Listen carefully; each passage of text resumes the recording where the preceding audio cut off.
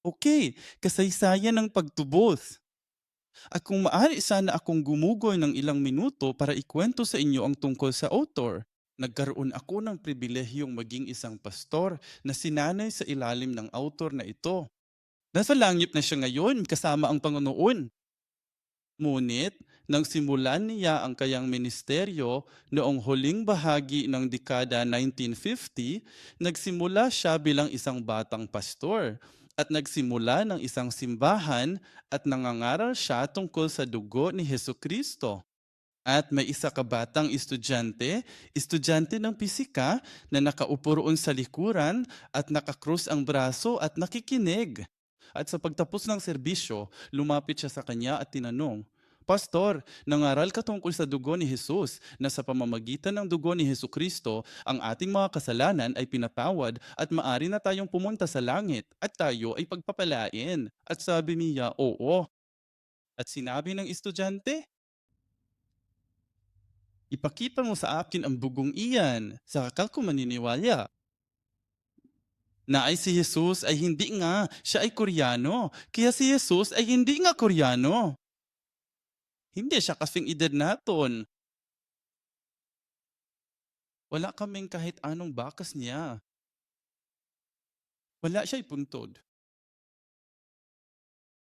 Kung mabibigyan mo ko ng sample ng DNA o kahit kaunting bakas ng dugo niya, maniniwala na ako. Sa anong batayan mo sinasabi na ang kaniyang dugo ay makapagpatawad ng ating mga kasalanan? Nakakaabala, di ba? Napakahirap. Kaya nagpaliwanag siya mula sa Biblia at sinisikap niyang mag-aral ng Biblia, ngunit ang lalaking ito, ang binata na ito, ay determinadong huwag maniwala. Naroon siya para hamunin ang Kristyanismo, sa madaling salita. Ngunit pagkatapos umalis ang binata na ito, si Reverend Park, napasok siya sa dilemang ito. Nanalangin siya sa Diyos, Diyos ko, kung hindi ko maililigtas ang kaluluwa ng binatang iyon, hindi ko matatawag ang sarili kong isang tunay na pastor.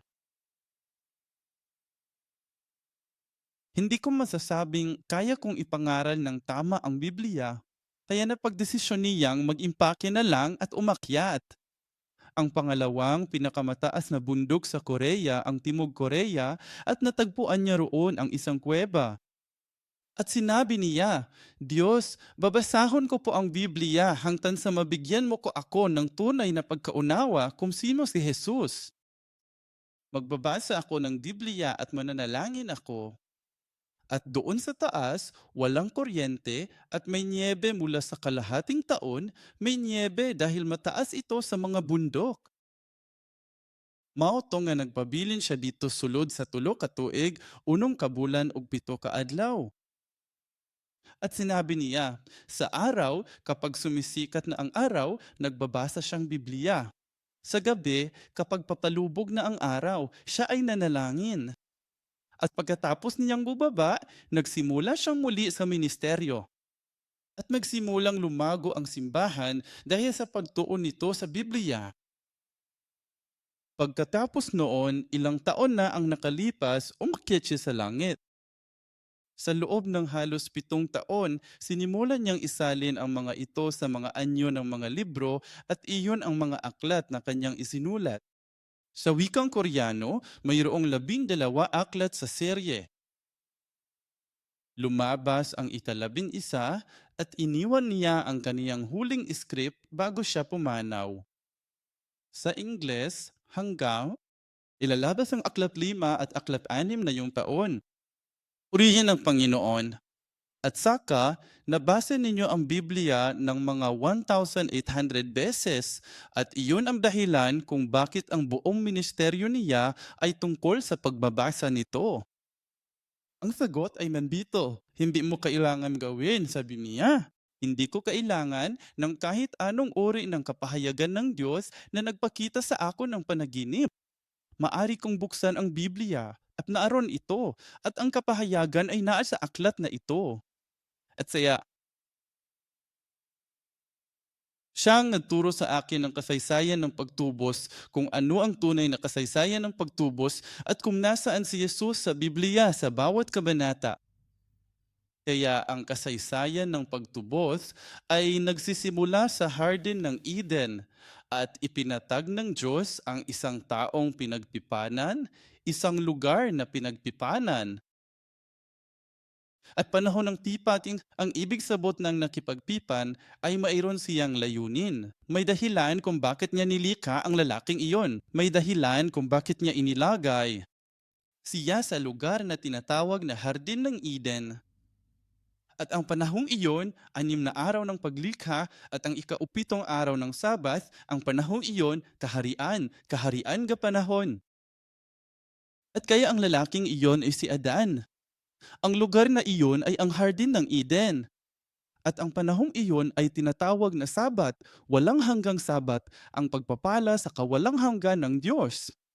Kaya makikita naton ang aspeto ng espasyo, aspeto ng relasyon, at ang aspeto ng panahon na pawang pinagpala.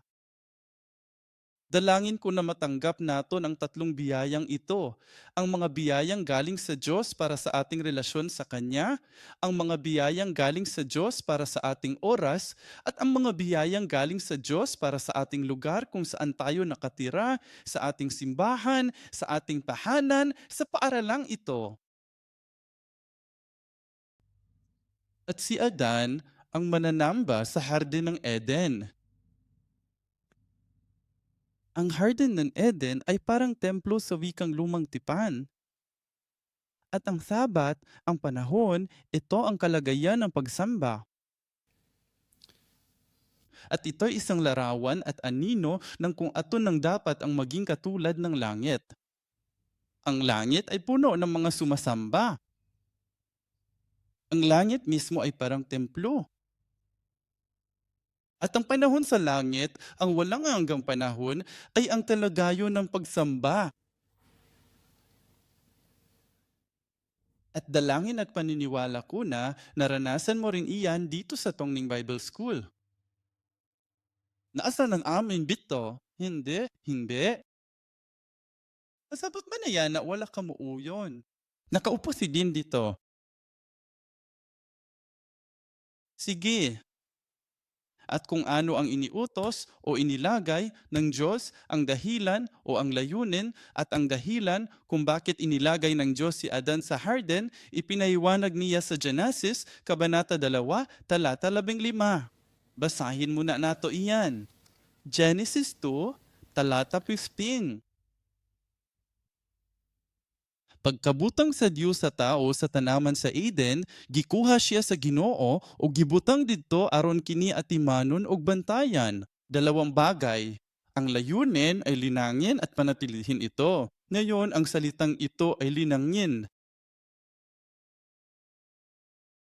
Natatandaan mo ba? Sa Hardin ng Eden, hindi naman talaga kinailangan magsaka si Adan, di ba? Pagkatapos ng kanyang pagbagsak ay inutusan siya ng Diyos na kailangan mo sa pamamagitan ng pawis ng iyong noo, sa pamamagitan ng pagpapagal ng iyong mga kamay, kakainin mo ang bunga ng lupain. Pero bago ang taglagas, makakain na lang siyang mga prutas. Maari niyang kaimin ang ibinigay ng Diyos sa Harden. Bito, ang salitang magsaka ay hindi kinakailangan tumutukoy sa paggawa at pagsasaka. Anong ibig sabihin nito kung gayon? Ang salitang cultivate ay abad sa Hebreo. Ang ibig sabihin nito ay magtrabaho. Ang ibig sabot nito ay sumamba at maglingkod. Ano to ya? Sa Levitico, sa mga paglalarawan ng kung ano ang dapat gawin ng mga pari at mga Levita sa templo ng Diyos, ang salitang ito ay madalas na lumilitaw. Ang pari ay maglilingkod sa Diyos sa templo. Ang salitang yan ay masama. At ang paglilingkod sa templo, paglilingkod na may layuning luwalhati ang Diyos, paglilingkod na may layuning magbayad sala para sa mga tao. Ang ginagawa ng mga pari, iyon ay tinatawag na abad. At sa ating termino, ito ay pagsamba sa Diyos. Ang kanyang layunin, ang layunin ni Adan sa Hardin ng Eden ay ang makipag-ugnayan sa Diyos o sambahin siya at paglingkuran siya. At kalaunan, ang ginawa ni Jesus sa krus ay ganito mismo. Ang hindi kayang tuparin ni Adan ay ginawa ni Jesus. Pangalawa na yan, Adam. At ang panatilihing ito, Shamar, ang panatilihing ito para kay Shamar. At ang salitang iyan ay patuloy ding lumilitaw kaugnay ng kung ano ang mga pari ang dapat gumawa sa loob ng templo. Dapat nilang panatilihin ang kabanalan sa templo. Dapat nilang ingatan at pangalagaan ang mga banal na kagamitan sa templo at sa tabernakulo. Ngunit bilang resulta ng pagsway ng tao at paano siya sumuway, tinanggihan niya ang salita ng Diyos, binigyan siya ng Diyos ng salita, huwag kang kumain mula sa puno ng pagkakilala ng mabuti at masama. Ngunit kalaunan, dugating sa kanya ang salita ng ahas. Sa kanila, lalaki at babae, at sinabing, ayos lang, makatakain ta. Hindi ka mamamatay. Iyon ang mga salita ng ahas. Alin ang pinili nila? Kita nyo, ang pagsuway ay nagsisimula sa pagtanggi sa salita ng Diyos. At mabalik tayo sa Genesis, Kabanata 2, versikulo.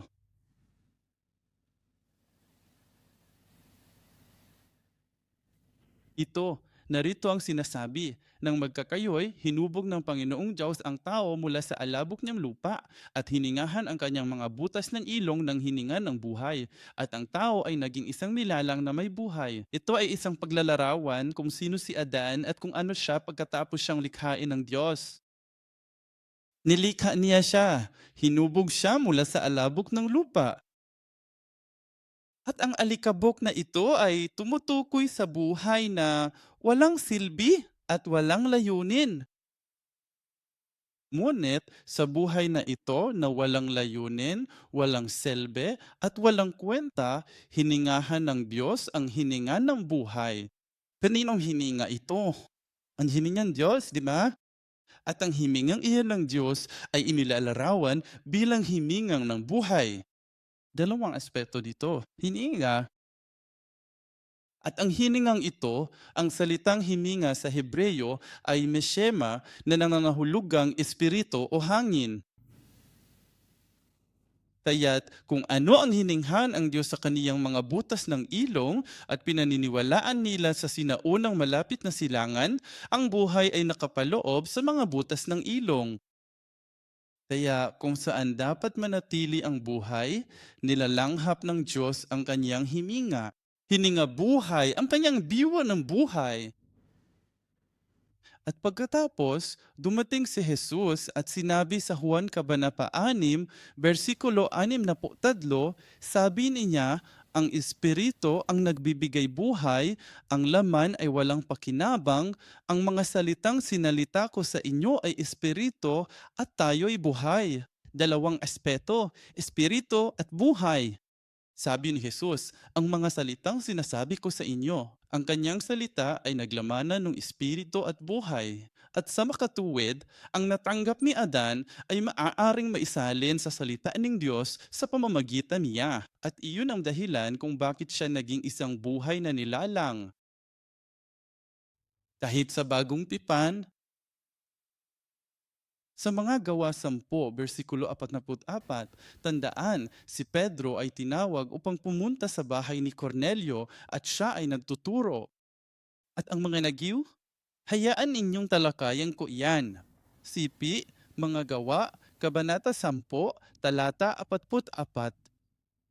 Samantalang sinasalita pa ni Pedro ang mga salitang ito, bumaba ang Espiritu Santo sa lahat ng nakikinig sa mensahe.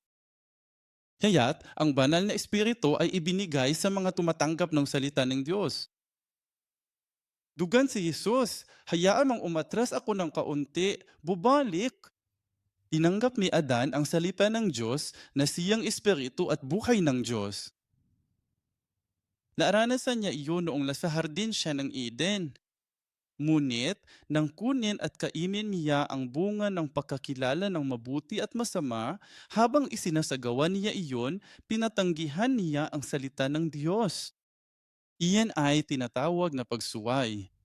Tinanggihan niya ang salita ng Diyos, kaya ang hiningang buhay na nasa kanya ay tinanggihan. Tama ba?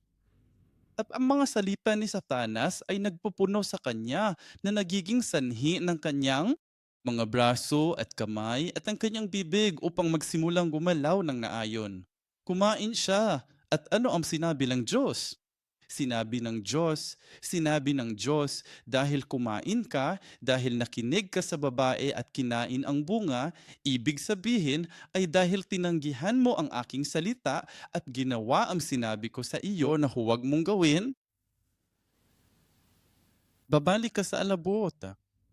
Natatandaan mo ba rito? Sa Genesis Kabanata 2, talata 7, sinasabi, at nilalang niya ang tao mula sa alabok ng lupa at hiningahan ang kaniyang mga butas ng ilong ng himinga ng buhay at siya'y naging isang nilalang na may buhay. Ngunit tinanggihan niya ang hininga ng buhay. May magaling ba sa mas dito? Tamumuhay, pagiging. Kung hindi, ang hiningang buhay ay katumbas ng alikabok. Balikan natin ang Genesis, Kabanata 3,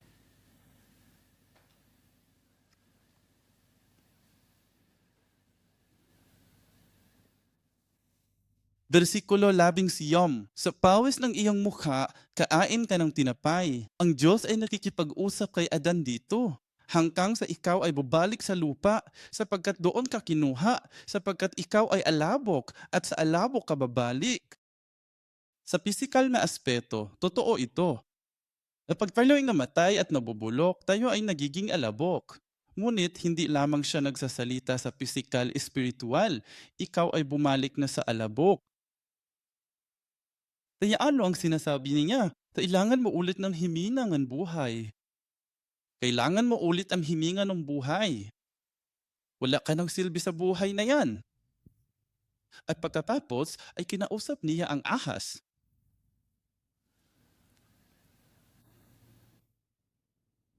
Talata 14, sinabi ng Panginoong Diyos sa ahas, dahil ginawa mo ito, sumpain ka ng higit sa lahat ng hayop at ng higit sa bawat mabanggis na hayop sa parang. Sa iyong tiyan kayayaon at aabo, kakain ka sa lahat ng araw ng iyong buhay. Kumakain ba ng alikabok ang mga ahas? Hindi lang ito literal. Ito ay nagsasalita sa espiritual na paraan. Tayong mga nawalan ng hininga ng buhay ay naging alabok na siyang pagkaon para sa ahas.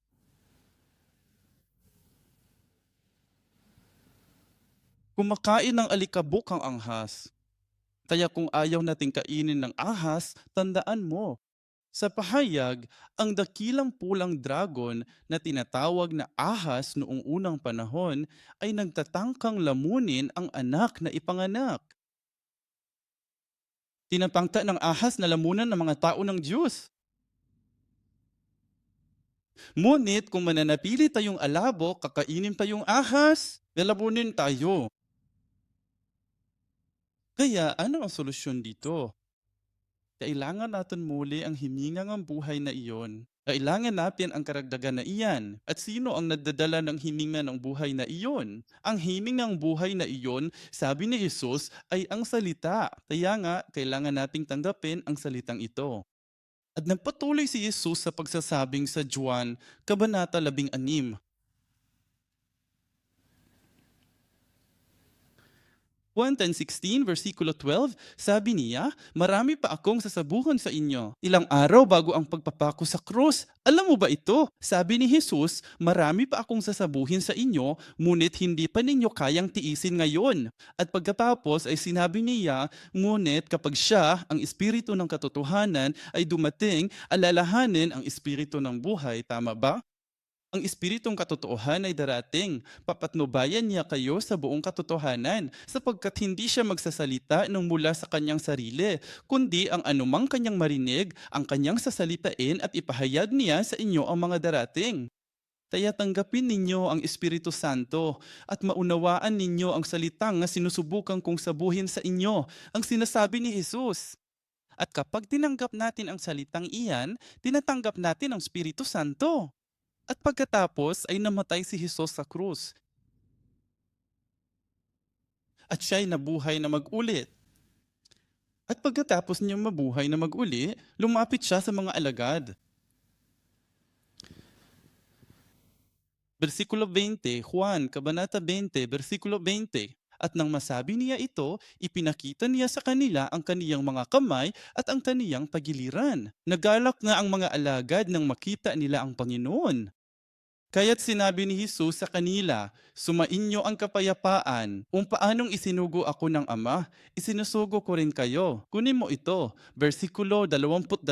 At nang masabi niya ito, ay hininghangan niya sila at sa kanila'y sinabi, tanggapin ninyo ang Espiritu Santo. Ano ang dahilan ng pagpunta rito ni Jesus?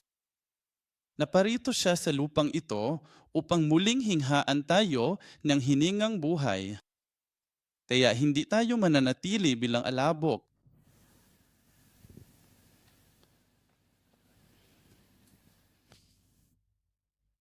Bunga ng pagsuway ng tao, ang mga ito ay nasira.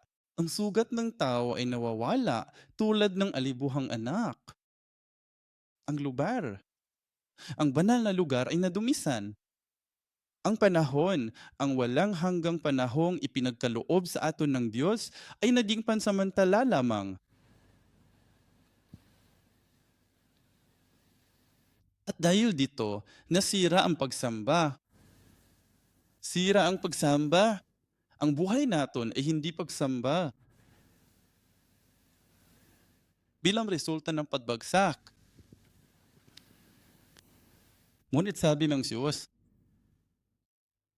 pag-ibig ng Diyos, hinahayaan niya tayong magkamali dahil hindi tayo mga robot niya, alam mo.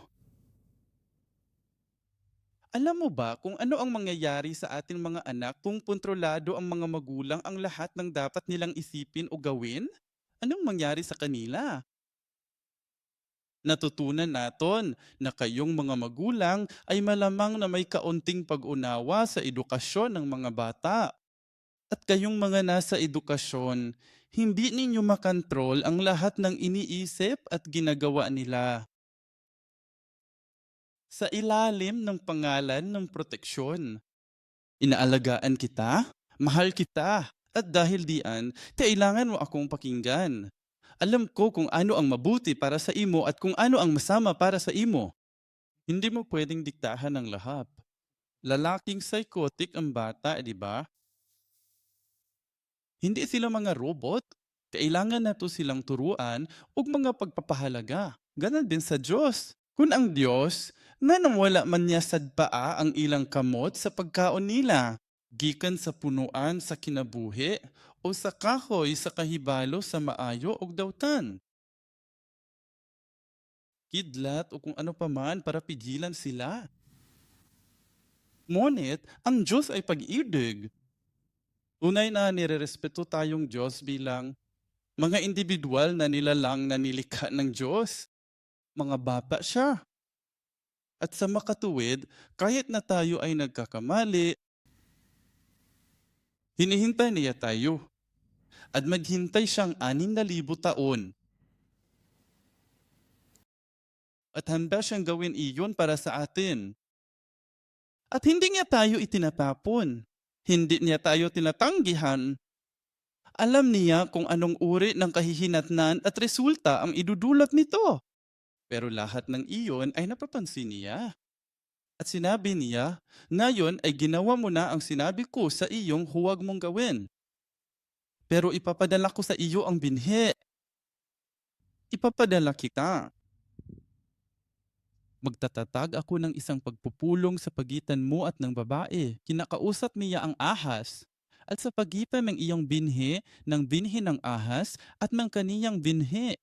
at dudurugin ka niya sa ulo at dudurugin mo siya sa sakong. Kaya ito na ang simula ng kasaysayan ng pagtubos. Paano tinutupad iyan ng Diyos? Busa, nangita ang Diyos og magsisimba. Kung makakita siya og tinuod nga magsisimba, makiksad siya kanyaha. At kapag siya ay gumagawa ng isang pipan, pinahintulutan niya itong gumawa ng isang espasyo, isang templo, kung saan ang Diyos ay maaring makipagtagpo sa kanya, makipag-ugnayan sa kanya, at muling magtatag. Ang relasyong iyon na nawala sa hardin ng Eden. Kaya ang mananamba na natagpuan niya ay nasa hardin ng Eden, si Adan, ngunit siya ay nahulog. Pagkalipas ng 10 henerasyon, natagpuan niya si Noe, isang taong walang kapintasan noong kanyang panahon na noong ang lahat ay masasama at makasalanan ay hinahanap ni Noe ang kalooban ng Diyos ato. Pagkalipas ng 10 henerasyon, natagpuan niya sina Abraham, Isaac at Jacob. Sa pamamagitan nila, nabuo ang Israel, ang bansang Israel. At kalaunan, noong panahon ng hari, si Haring David ay isang tunay na mananamba.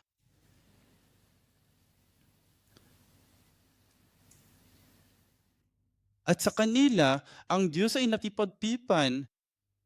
Ang pipan ng mga gawa kay Adan, pipan ng pipang Noe, tipang Abraham, tipang Sinaypiko, na kilala rin bilang pipang Mosaiko at pipang Davidiko. Ang Diyos ay gumagawa ng isang pipan. Ang pipan ay katiyakan ng Diyos. Ipapadala ko ang Mesiyas. Ibabalik kita sa dati. Tutubusin kita. At upang maganap iyon na sabi ng Diyos, itayo mo ito. Dahil ang sinasabi ng Diyos sa bawat isa sa atin, itayo nato ng simbahan.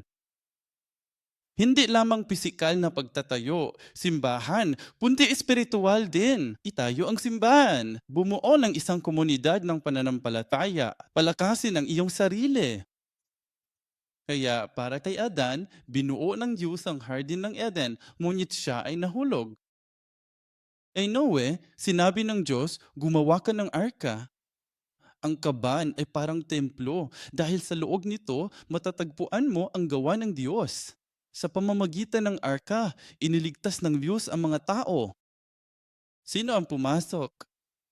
Ang kaban ay parang simbahan. Sinabi ni Jesus, ang pagparito ng anak ng tao, ang pagbabalik ng ating Panginoong Jesus ay magiging katulad ng mga araw ni Noe. At sa gayon, ang mga gustong maligtas ay kailangan magtayo ng arka at pumasok sa arka. At kaya ang kaban ang naging sentro. Ang mga pumasok ay naligtas. Kaya ginawa niya ang gawain ng kaligtasan sa pamamagitan ng daong. Ang mga hindi pumasok ay hinatulan.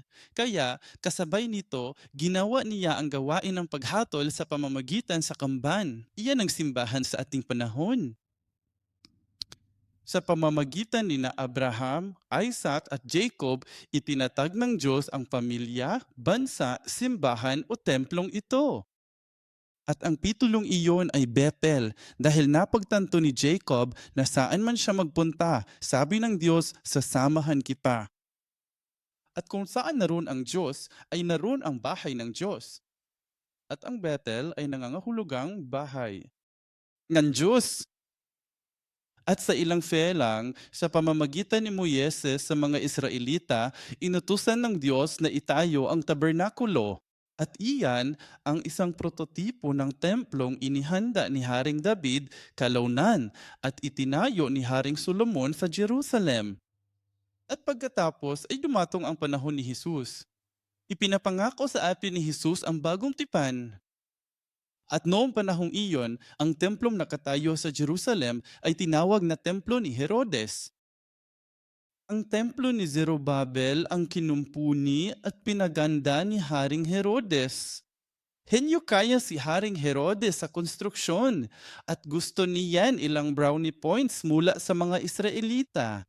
Kaya ginawa niyang isang napakagandang gusali ang templong ito noong panahong iyon. Mula sa malayo para itong isang hiyas, kumikinang ng maliwanag sa ilalong ng paglubog ng araw.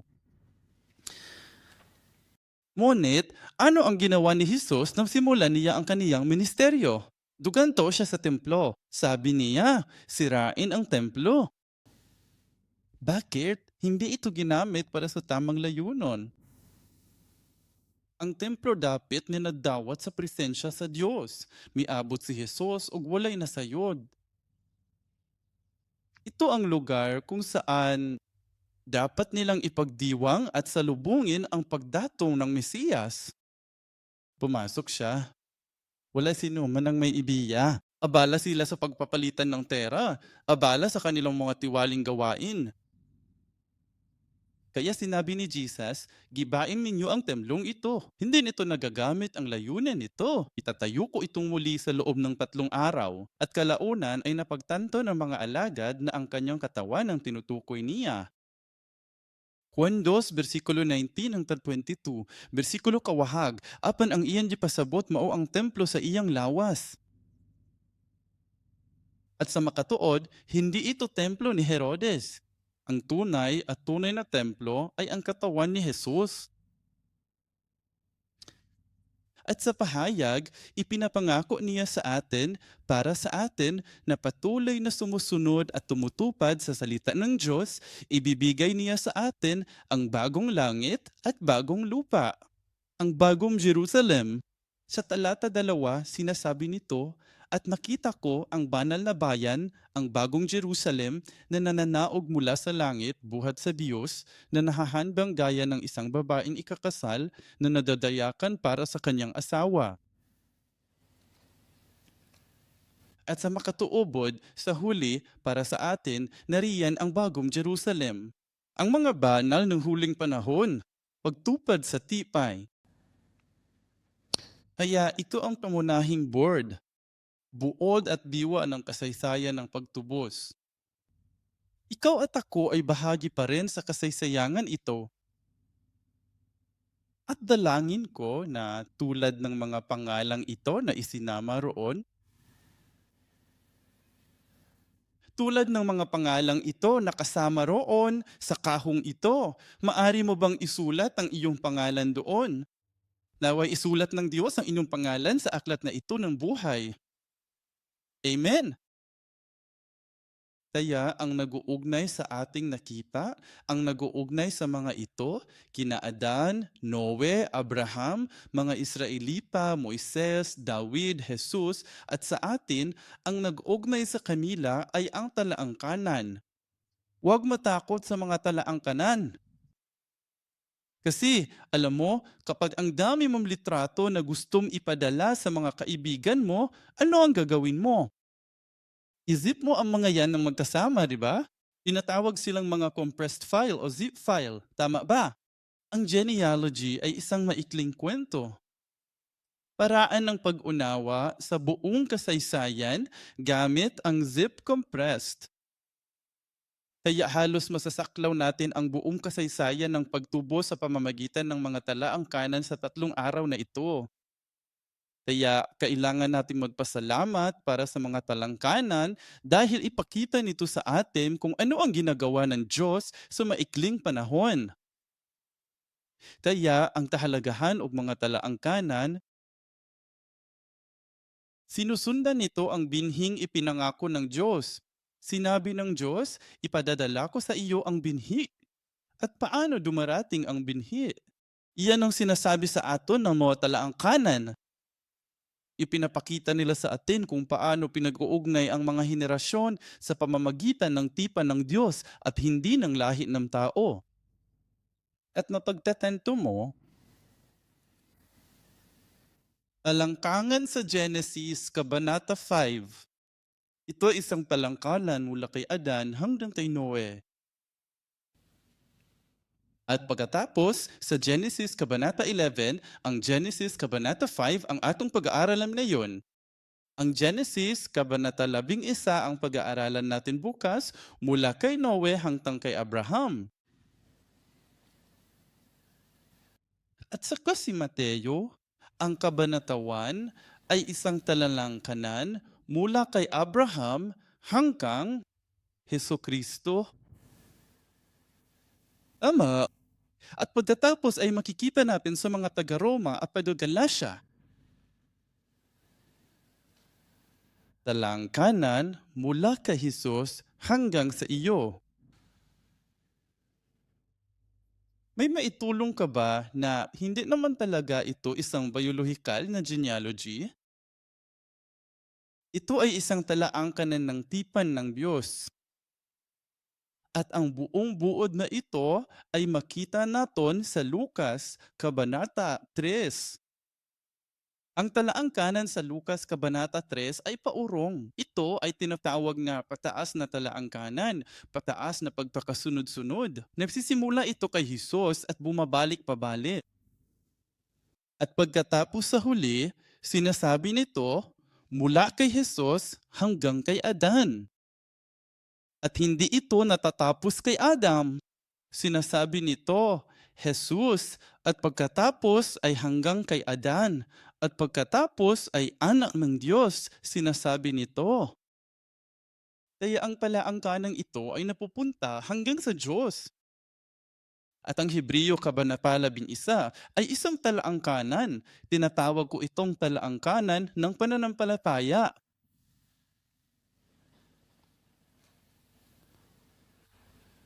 Nagsisimula ito kay Abel. At hanggat sa atin sa mga Hebreo, Kabanata 11. Kaya bahagi tayong talaangkanang to.